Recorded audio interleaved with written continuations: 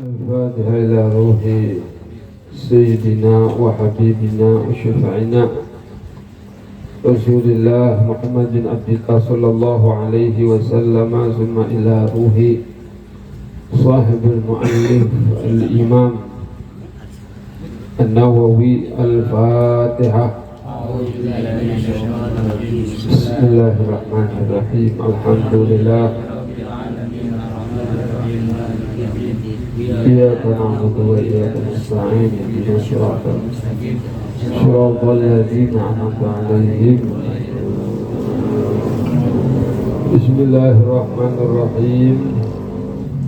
الحمد لله رب العالمين، وبه نستعين على أمور الدنيا والدين. وصلى الله على سيدنا محمد وعلى آله وصحبه أجمعين.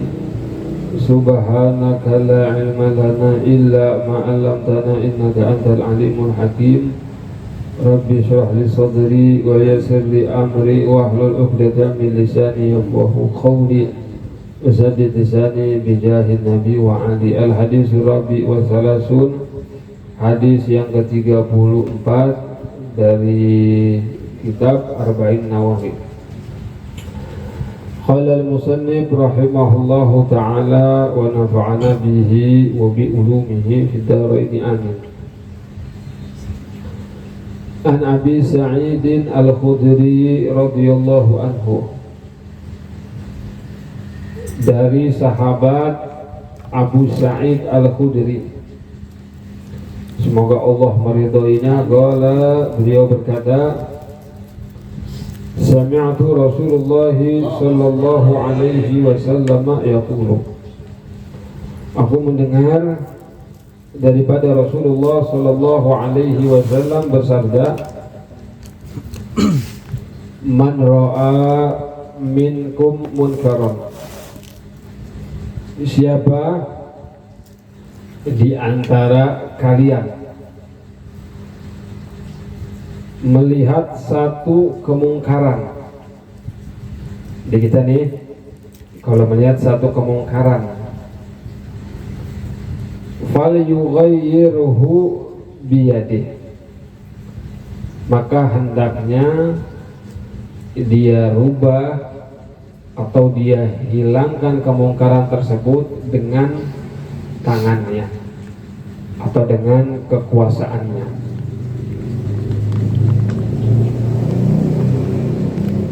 Jadi di sini Nabi kita Muhammad sallallahu alaihi wasallam memberikan petunjuk kepada kita satu cara atau satu jalan yang mana resep bagaimana masyarakatnya bisa jadi benar.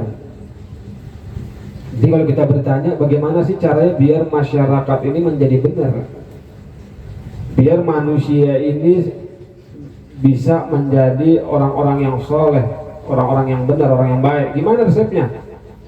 Maka resepnya harus dijalankan amar ma'ruf nahi munkar. Jadi kalau mau orang itu keadaan menjadi baik, maka amar ma'ruf sama nahi munkar itu harus ditegakkan. Harus dia apa? Harus selalu dikumandangkan tuh amar ma'ruf nahi munkar. Nah kalau amar ma'ruf nahi munkar dua ini udah gak ada, entah itu orangnya pada males atau juga dilarang, ya udah siap-siap, maka manusia atau masyarakat ini bakalan apa? Bakalan hancur, bakalan ngikutin hawa nafsunya dan juga bakalan ngikutin ajakan setan. Ya resep biar masyarakat menjadi baik itu harus apa? Harus menjalankan amar ma'ruf nahi munkar. Itu dari Nabi kayak gitu.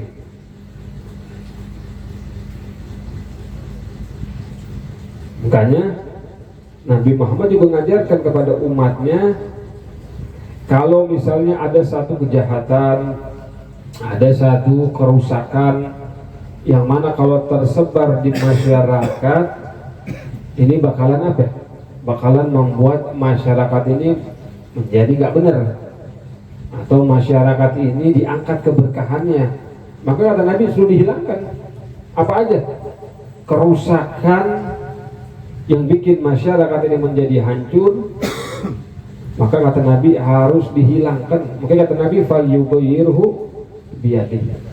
Kalau kalian lihat kemungkaran, maka hilangkan dengan tangan kalian. Apa aja kemungkaran? Banyak banget sekarang. Nah, kita ini setiap individu kena semuanya. Jadi jangan ente kira tugasnya amar nahi munkar tugasnya ustadz, bukan. Jangan kira amar ma'ruf nahi munkar ini tugasnya ulama, bukan. Tugasnya Habib, bukan. Amar ma'ruf nahi munkar itu tugasnya siapa? Tugasnya semua yang ngaku umat Nabi Muhammad. Jadi kalau kita ngaku umat Nabi Muhammad, maka kita wajib untuk menjalankan amar ma'ruf nahi munkar. Entah itu pejabatnya, entah itu ulamanya, entah itu masyarakat biasanya, entah PNS-nya, semuanya wajib menjalankan amar ma'ruf nahi munkar. Tinggal nanti tergantung kemampuannya dia. Bagaimana kemampuannya dalam beramar nahi munkar. Kita ini sebagai orang biasa, amar nahi munkar di mana? Dalam keluarga kita. Makanya kalau di keluarga kita nih, dalam keluarga kita aja deh, nggak usah jauh-jauh. Keluarga kita kalau nggak ada kepala rumah tangga menjalankan amar ma'ruf nahi munkar, jangan berharap kita mau minta apa? Minta keluarga yang sakinah, mawadah, warahmah. Ya kan, kalau orang kawin itu sering mudah-mudahan jadi keluarga yang apa? Sakinah, apa 3 orang atau sakinah juga, mawadah, masih rahmah. 3 orang. Tapi kalau kepala rumah tangganya tidak menjalankan amar nahi munkar di sini, jangan berharap adanya mawadah, sakinah, nggak ada.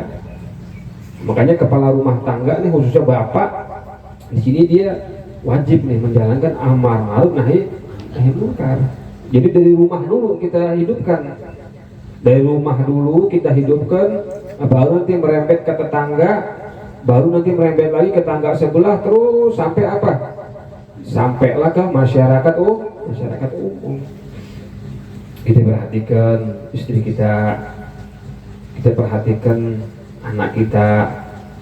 Anak kalau udah umur 7 tahun tuh mulai tuh sholat, suruh sholat tuh umur 7 tahun, suruh aja sholat. Dia mau sholat mau kagak, yang penting kita suruh. Umur 7 tahun, umur 10 tahun kalau nggak sholat apa ya? Dipentung, jangan dipentung, kesian, pukul aja. Umur 10 tahun, anak perempuan kita diajarkan dari kecil untuk apa? Untuk biasakan pakai pakaian yang menutup aurat. Penting tuh anak kecil. Emang kan kalau anak kecil belum wajib ya. Anak kecil ini umur 3 tahun, 4 tahun, 5 tahun belum wajib untuk menutup aurat. Tapi kita sebagai orang tua dari kecil kita biasain. Makanya kalau yang beli baju lebaran nih, jangan beli baju yang seksi-seksi buat anak, jangan. Kalau nanti beli baju lebaran buat anak nih, beli baju lebaran yang apa? Yang menutup aurat. Celana apa? Panjang. Terus kalau perempuan beliin apa? Beliin gamis atau belikan apa namanya, kan sekarang ada tuh kerudung. Kenapa? Karena masa anak-anak ini masa yang paling disenengin sama manusia. Itu masa anak-anak. Makanya nanti kalau dia dari kecil dibiasakan dengan memakai pakaian yang menutup aurat, dari kecil terbiasa. Kayak ente dulu terbiasa pakai celana panjang dari kecil nih. Udah gede pakai celana pendek kayaknya risih kan? Loh, itu orang tua kita, masya Allah. Terima kasih tim orang tua tuh, masya Allah. Karena apa? Karena masa anak-anak itu masa paling senang. Makanya kita nih ketika udah besar, kita bakalan mengingat masa kecil kita yang senang itu. Oh, aku masih kecil dipakai beliin baju sama orang tua nutup aurat. Makanya disuruh nutup aurat gampang gitu. Jadi kalau kita punya anak tuh usahakan pakai celana yang panjang, perempuan, walaupun belum wajib. Biar nanti dia ketika besar kita suruh nutup aurat terbiasa. Nggak enak gitu dia kalau nggak pakai pakaian nutup aurat tuh nggak nggak enak. Nah itu tugasnya orang tua tuh, tugasnya si bapak. Kita ajarkan dari kecil, dan hukum-hukum yang kita ajarkan. Nah itu amar ma'ruf nahi munkar dalam rumah, di situ kita ajarkan.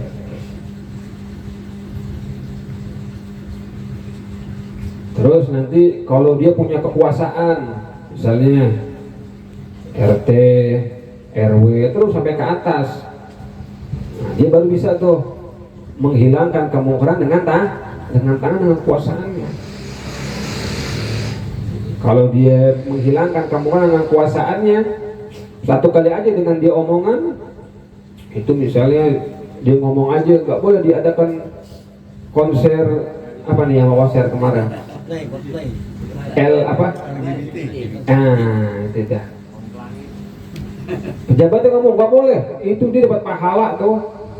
Yang mana nggak dapetin pahala, mungkin aulia nggak bisa dapetin pahala kayak dia tuh.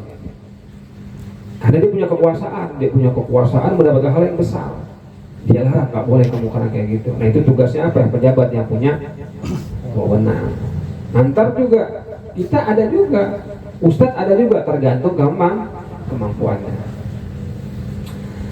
Nah tadi dengan tangan, kalau kita mampu, paling sama anak mampu dia pakai tangan, masa nggak berani sama anaknya tuh? Berani nggak sama anak? Nah, iyalah demi kebaikannya. Fa'ilam yastati' fabilisani. Kata Nabi, kalau tangan nggak bisa, ada kemungkaran depan mata kita, jelas depan mata kita ya. Karena kalau nyari nggak boleh. Tajassus tuh nggak boleh kita nyari kesalahan orang. Ada orang dalam rumah, misalnya orang dalam rumah berbuat maksiat, kita nggak boleh nyari tuh. Wah ini kayaknya ada orang ngumpul-ngumpul nih. Jangan-jangan nyeket botolnya dia nih. Nggak boleh kita nyari-nyari itu. Kita ngopi nggak boleh, nggak boleh. Jadi yang depan mata kita. Nah, kalau nggak mampu dengan tangan, maka dengan lisan, dengan nasihat omongin, itu nggak boleh, dosa, nanti Allah marah, ya kan? Nasihatin. Fa'ilam yastati' fabigolbi. Kalau nggak bisa juga dengan lisan, maka dengan hati. Jadi paling minim itu dengan hati. Hati itu apa? Kita ingkar, nggak demen namanya itu perbuatan. Jadi kalau mungkin dengan tangan kita ada orang nggak bisa dengan kekuasaan, mungkin dengan lisan juga ada orang yang nggak bisa, tapi hati semua pasti bisa.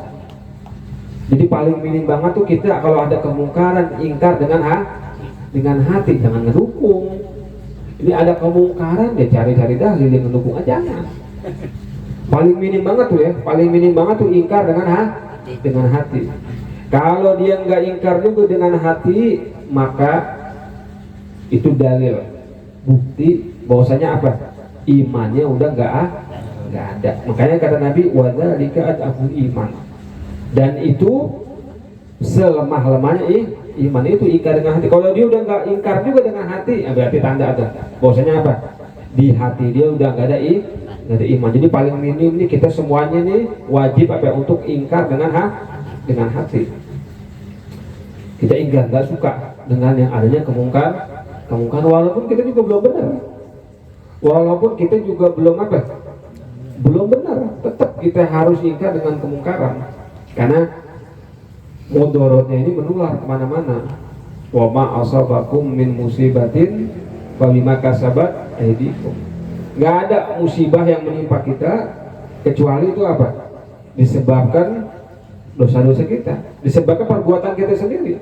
Nggak ada rezeki seret, terus lagi apa lagi nih? Rezeki seret, usaha nggak lancar, sumpah, sakit, macam-macam. Itu semua sumbernya yang pertama dari apa? Dari dosa.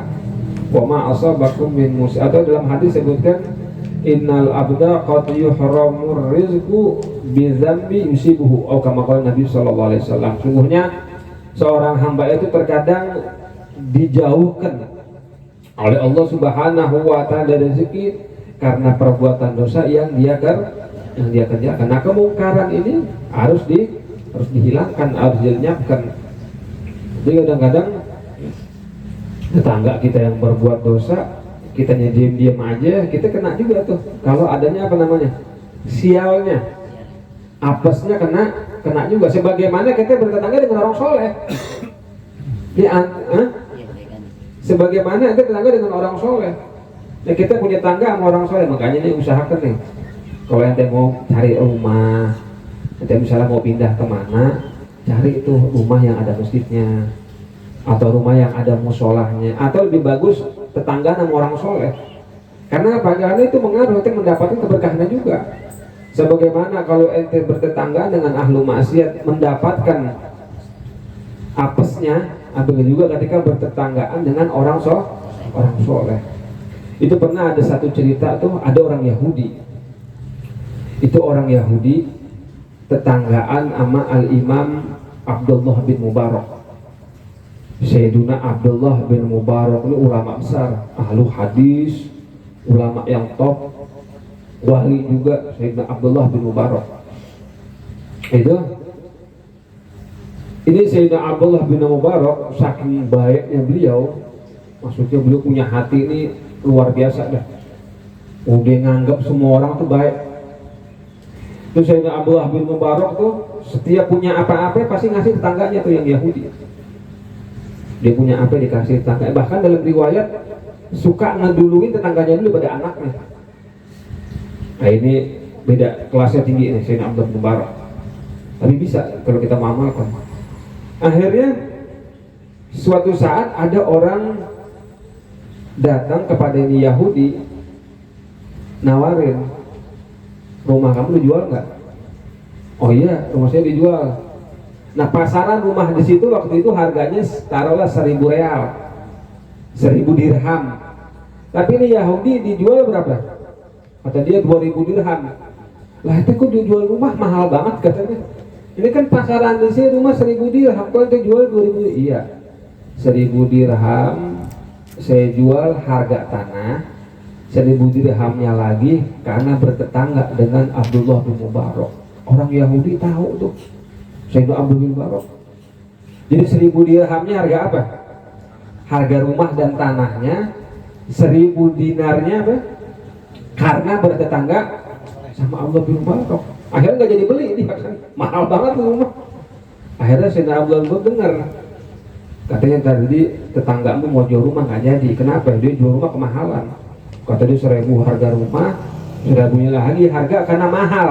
Tetangga dengan engkau ya Allah. Akhirnya Sayyidina Abdullah angkat tangan, beliau berdoa, ya Allah, kalau memang yang dilakukan tetanggaku Yahudi itu benar, tolong ya Allah masukkan dia ke dalam Islam.